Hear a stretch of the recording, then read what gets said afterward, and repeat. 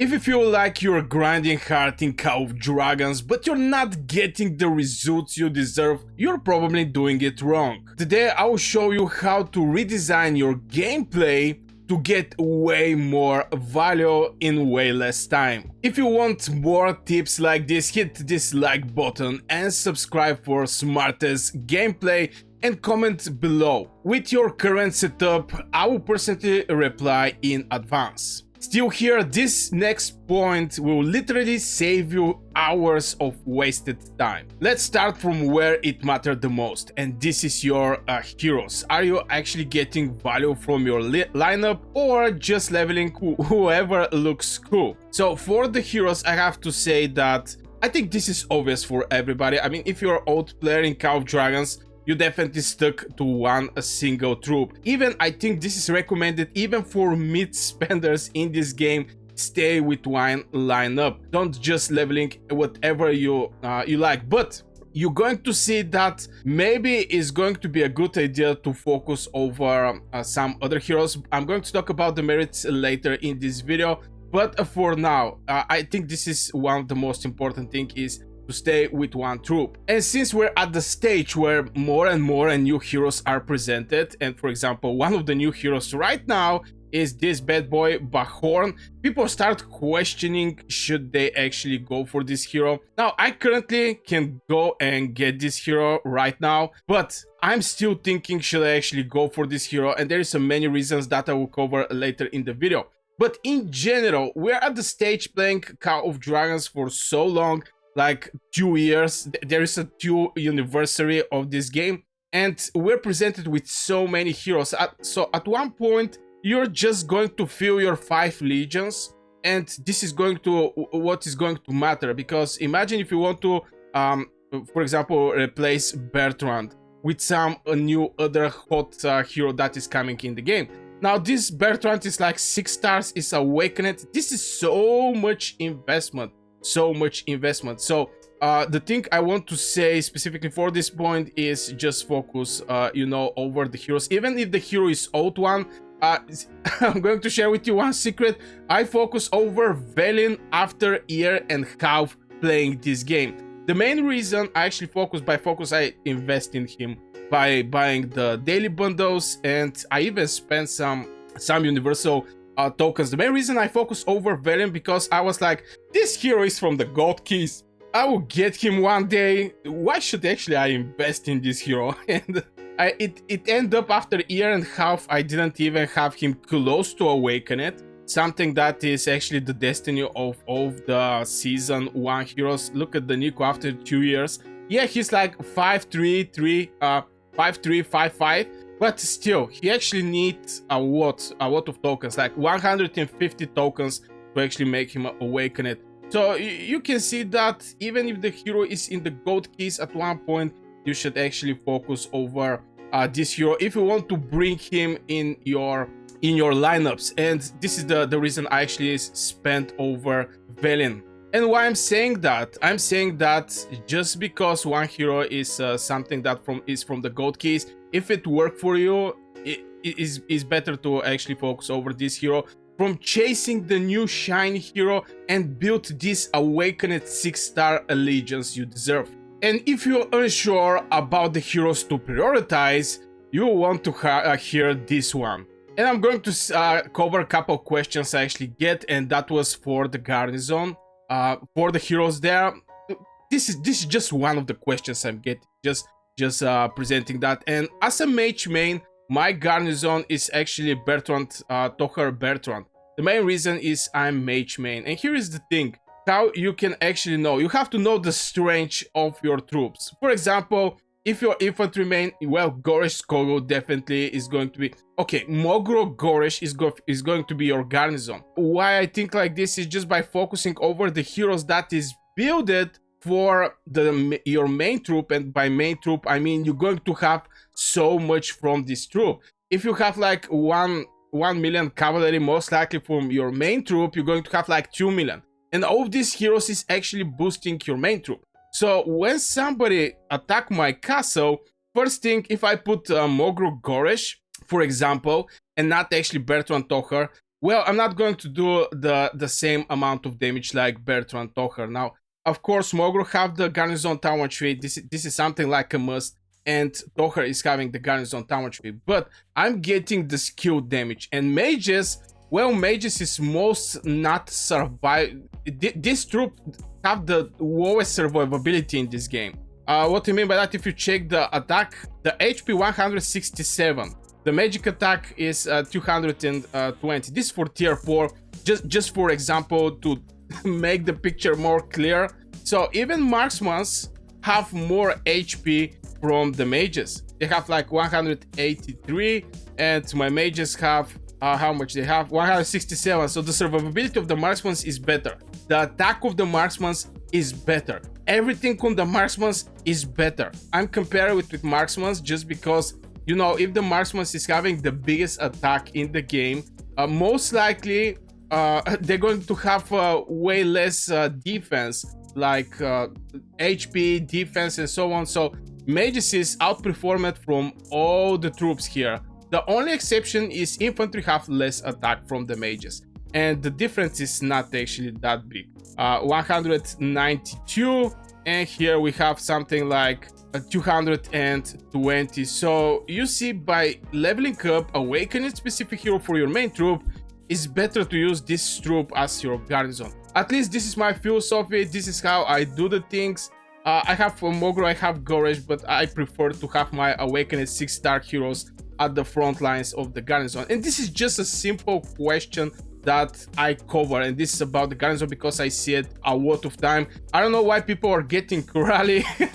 It's not good when you get rally, but even I get like 6, 7 rallies, 8 rallies in a row. I get catch it on the great territory, so nobody have this immunity of the rally. It may happen after 2 years, like happened to me, but there is always opportunity something to happen and you get rally. Now, if you're like the Krakens with 500 million or 400 million power, most likely whatever you are sitting, you're not going to get rally. Let's be honest. But for small players like me, for small fishes, you may get rally anytime. Even wonder if you're using the right heroes in the right fight?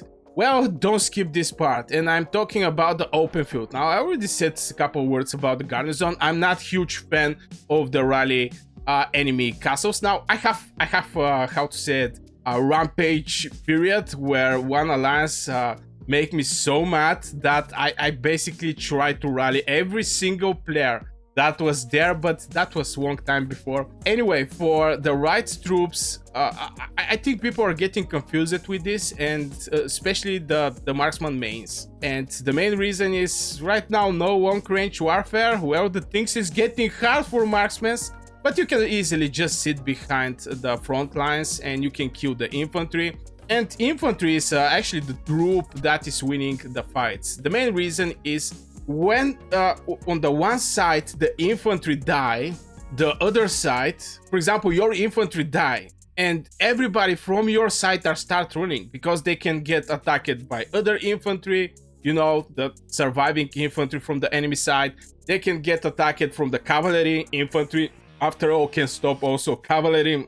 You are missing this shield on the front lines, so you're going to turn immediately somehow to run from the battlefield. So yeah, marksmen can get absolutely great value in situation like this, where they can just kill the infantry and also cavalry. From time to time, you're going to see some random cavalry walking around the map and trying. Sometimes I think it's a little stupid idea to actually jump in the mage bow. You're going to disappear like snow on summer, but yeah, some people are doing it, and marksmen can actually get some merits there. It's going to be tough for marksmen, but it was actually tough from day one. I mean, from the season 1. And with the new updates that actually come in the game, you can just send your marksman and not even waste your stamina. You can non-stop spam your Goresh, your Hoskinara combo outside. This is for Kraken some strategy, but yeah. This for marksman. For mages is obviously, mages are one of the if not the best troop for open field. Again, if you have long range warfare or not. But after infantry, I can actually rank the mages, and mages are doing absolutely fine on the battlefield. And speaking about the mages, mage main, you want to listen closely to this one. And I'm talking about the new hero presented in the game. This is basically Bahorn. Now, if you check Bahorn, you're going to see what kind of skills he is having before you can actually invest. Now, you can go and buy it directly from here. I think this is the smartest way, by the way, to just get him, because from the daily deals, it's going to cost the chance to get from the daily deals 10 tokens from this hero is close to slim. It's extremely hard to actually happen. But he's also going to come at one point here. I'm just thinking, maybe the game is going to put it there, but right now you can buy it for money. So let's check out the new hero and actually give a couple suggestions there. First thing that actually made me a huge impression was the skill talent tree. As a mage main, skill talent tree is something I must. Of course, it's overall, so the range is going to be very far, so he can actually fit with all kind of troops. Deals diffused damage to the target and 2 surrounding legions in arc damage factor 1000. Each legion hit gets 30 rage. Now, diffused damage is very important. I think people don't actually put a lot of thinking over diffused damage, but boy oh boy, whoa there, if he hit the 4 targets he normally are hitting when he's awakened, this is an epic hero just to mention, he's going to do more damage from Valiant. Even if he hit like 3 targets, he's going to be just a little more over Valiant, because Wodir don't have diffused damage, but here we actually have diffused damage, and you can write it, of course, each legion takes 15% less damage. So if this hero didn't have diffused damage, it's going to be a game changer, but he actually have. Now I can go over rest of the spells. Mechanic Army, Legion ignores 10% of the enemy attack in the field. Flying Legion also get 10% attack and 20 march speed. Now 20% march speed, this hero is for flying one. Definitely is going to work absolutely great with Bertrand. But here's the thing, I was thinking a little over this. Should this hero be with Bertrand, or should he be with somebody else? Since both of these two heroes have this skill talent tree, and you want to get the best advantage of this talent tree, like precision for marksmen, like tank for infantry, like skill for cavalry, this is a things that, you know, is the best talent tree for the specific group. I'm not going to go that much in deep over this hero, but after casting Enhanced Farms, Legion get normal attack focus, normal attack critical rate 30%. Now if you use this thing with the mages, you don't need critical rate, because mages by default are not actually doing a lot of normal attack damage. This thing is more for marksmen. And having a hero that is actually split between marksmen and mages, well, this hero most likely is not going to fit well with any of these troops, or there's going to be just better heroes that is going to outperform this hero. So yeah, this is just my opinion over this hero. I'm not going to go for this hero. I just, you know, get this ticket, so I'm going to be able to buy it if I decide, but at the moment I'm not actually going to get this hero. And why I opened the topic about this new hero is Hsiang and this new bad boy Bahorn.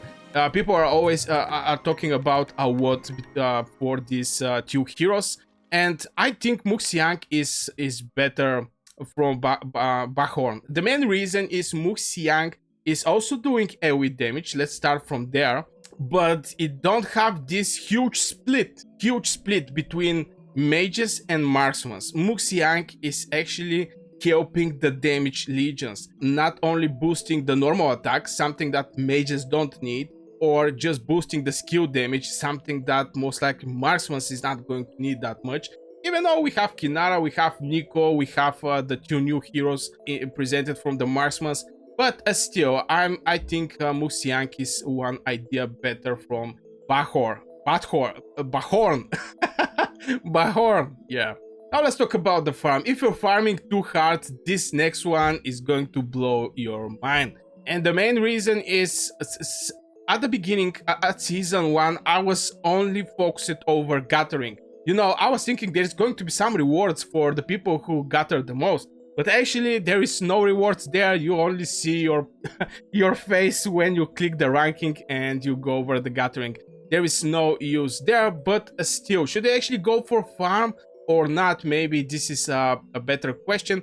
And so far in my whole experience in Call of Dragons, I didn't have farm. This season, I actually have a farm because I decide, I'm going to try to compete for the greatest heights, and for sure, I don't want to end up not having resources. Having speed ups, not having resources. So I want to be like 200, 500% sure I'm not going to miss any kind of resources till I finish my speed ups. And this is one of the main reasons I actually get my farm and I join in this kingdom, just so I can actually have to be sure to have resources. But in general, I don't think farms is something that actually mattered that much. You still can go with your main account and go and, for example, farm some mana nodes, and with your farm to actually, to cover the rest of the resources you need, like a goat, wood, and ore. But in general, it's something that a must-have. I don't think so. I don't think that much. And something that, if you are at the beginning of Call of Dragons, is you're going to need a lot of resources at the beginning, but later, the only thing you're going to spend your resources is basically training new troops and resource healing. This is the only place you're going to spend resources, which is, little funny because at the beginning we struggle so much with these resources, but it is what it is. And speaking about the resources, got gems, don't waste them. Here this, of course. And this is the smartest management. Now I get one question in the Discord. Hey Burgers, I make like 90 pulls in Forge of Light, but I didn't get the artifact I'm looking. I don't think we have actually Forge of Light right now.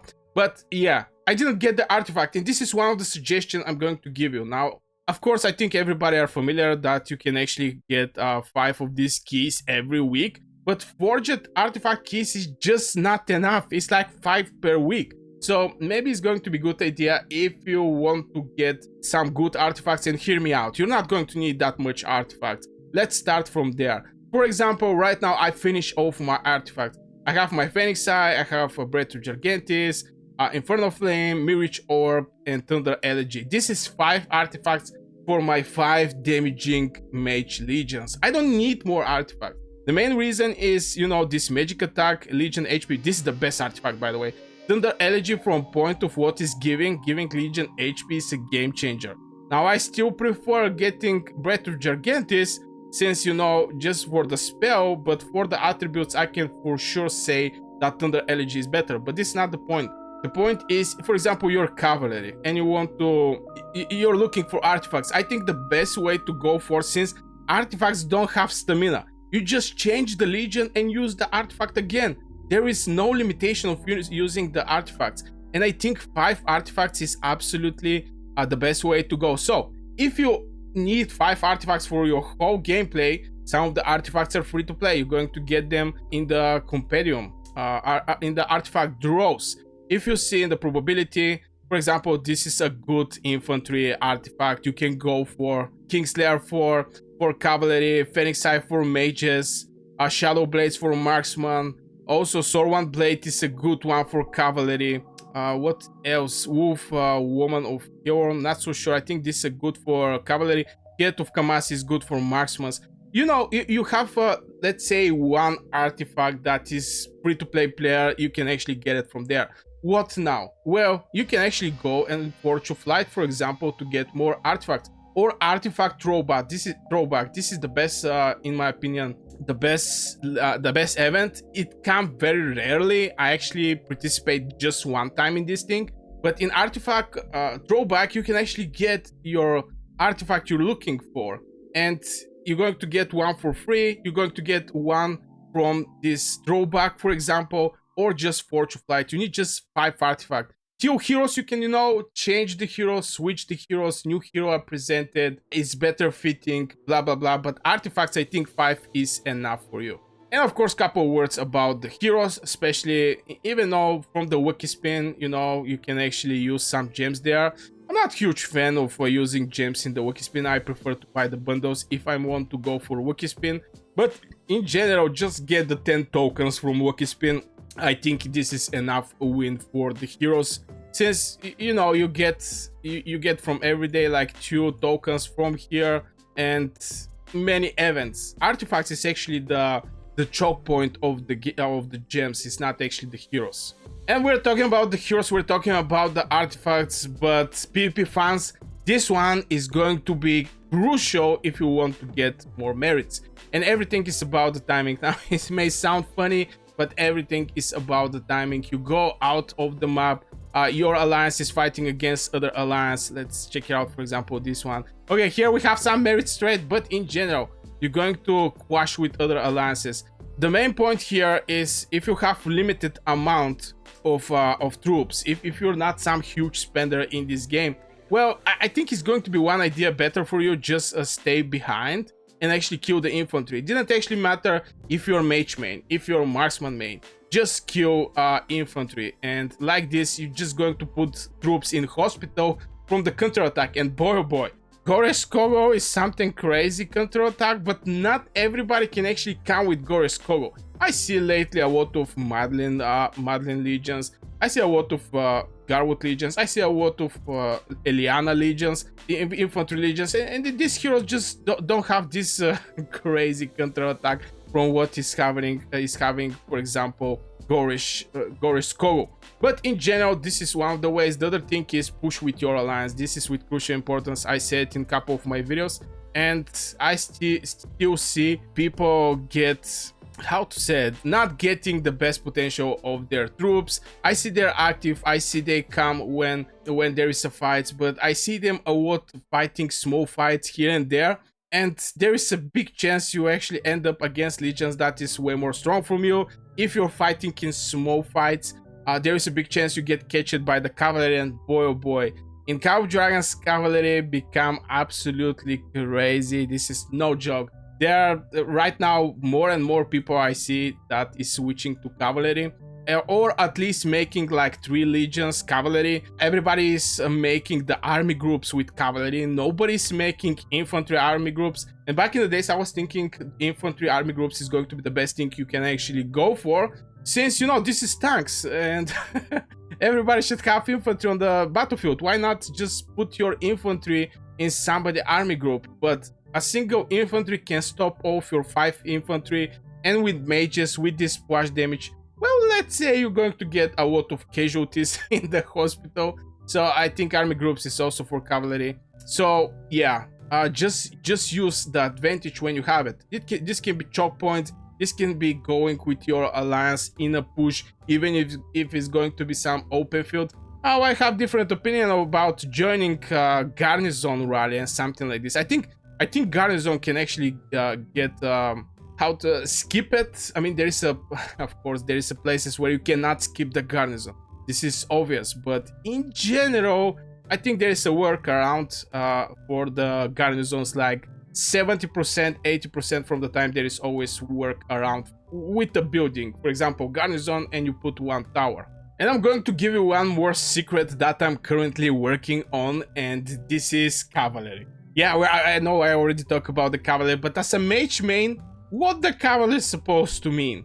And here is the thing, as I mentioned that some people just go out with couple legions trying to hunt this and that, or they're just AFK on the map. I'm going to keep my mages for the big pushes. This is obvious. I'm going to be there when the alliance make the big push. But with cavalry, I can actually build like 2 or 3 legions, and getting, first of all, this bonus for surround your enemy. You get some extra bonus from this, but in the same time, I'm going to have the mobility. I'm also thinking to add some infantry there. For the people who didn't actually watch my cavalry video, you can go with Skogo with mobility Tawan tree, and for artifact you can actually use this one, Spring Bird Feather, that is going to give you Legion March speed, also some HP. With this artifact, you can actually move your infantry with your cavalry. Just the Skogo is going to get so much speed, and in the same time, infantry have this charge and slow down. So I think to actually go with 2 cavalry legions and 1 infantry ones with this artifact. So I'm going to somehow have the same amount of march speed and moving around the map. And this is my secret weapon that I'm working on, or at least trying to work, so I can actually strike with when there is no fights, because it's completely pointless. If there is no fight, you as a mage main, marksman main, you're blocked. You cannot do nothing. You cannot go with your Lilia Velen around the map trying to kill something. Immediately going to get catched by some cavalry or infantry or whatever. So I think this is my little weapon and my little plan that I'm currently working on. And with current new update, I'm going to get even more troops from my main troops. And yeah, if you didn't watch my video about this video about Fabilios Festival, this is basically the new update in Call of Dragons. We get something very interesting, and this is arms exchange, where you can, for example, make your marksmen to mages or infantry to mages, or this is one of the great things I think with this update. So if you struggle with the troops, this is not going to last longer, because we're going to be able now.